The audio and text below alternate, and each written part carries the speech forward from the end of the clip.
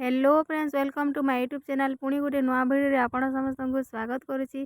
आज भिडियो आप देखा पाए अंगनवाड़ी जॉब बहुत बड़ा वैकेंसी रही है जहाँकि आपण जिले में आपण निज ग्राम में चाकरी को करें। आपण प्लस टू पास कर जॉब को करें तो चलते वीडियो को स्टार्ट करवा। वीडियो को स्टार्ट करने पूर्व आप चैनल नुआ घर आते चैनल को सब्सक्राइब कर बेल आइकन ऑन कर दिखाँ ताद्वारा एपरी नूतन भिडियो नोटिफिकेशन आप पाइपर। चलते वीडियो को स्टार्ट कर एत द्वारा सुझाई दि जाए सब महिला प्रार्थी मान जॉब टी रही जहाँकि 14 तारीख 14/10/2025 रु 28/10/2025 पर्यंत रे।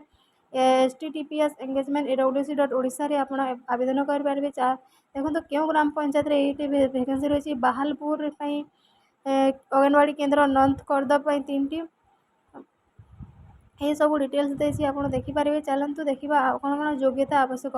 प्रार्थी संपृक्त अंगनवाड़ी केन्द्र सेवा अंचल जड़े महिला होते तेज अंगनवाड़ी केन्द्र अंचल योग्य प्रार्थी उपलब्ध न से गाँ अंचल अन्य प्रार्थी नहीं जाए पारे। जदि गाँ अंचल योग्य प्रार्थी न थी पारे अन्य गाँव नहीं जाई पारे।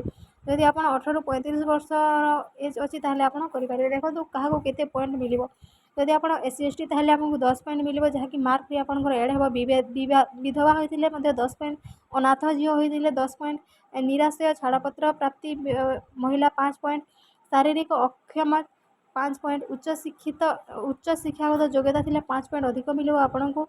एपरिक जदि आप ECC रे आप कार्य करते 15 पॉइंट मिल। जदि आप बालवाड़ी रे आप चाकरी करते आपको 15 पॉइंट मिल। प्रार्थी ओडिया रे लेखि पढ़ी पारुवा आवश्यक। अंगनवाड़ी केन्द्र सहायिका और बालवाड़ी जदि ऊपर लिखित योग्य थे से अधिकार चयन करेंगे। सो यही सब डिटेल्स देती पीडीएफ आप अंगनवाड़ी चाकरी करने को चाहते हो एप्लाय करने को चाहते आप निश्चय आम टेलीग्राम चैनल को जॉइन करूँ जो कि आपंकर सब डिटेल्स पीडीएफ और फॉर्म टी रही जो फॉर्म को आप डाउनलोड करेंगे फॉर्म फिलअप कर सारापर आप फॉर्म को आपण निज ब्लॉग रे सबमिट करेंगे। जदि आप आ गए डिटेल्स जानने को चाहते कि एप्लाय करेंगे ताहले कमेंट करूँ आम आप कमेंट निश्चय रिप्लाई देवु।